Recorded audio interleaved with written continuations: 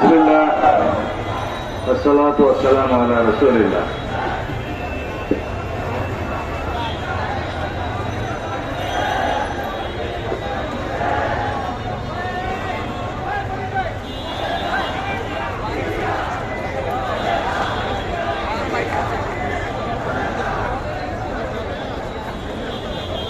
আন্তর্জাতিক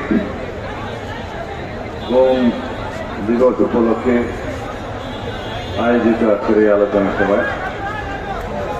সম্মানিত সভাপতি বিএনপির সংগ্রামী মহাসচিব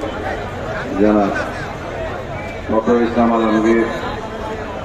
উপস্থিত শ্রদ্ধেয় বড় ভাই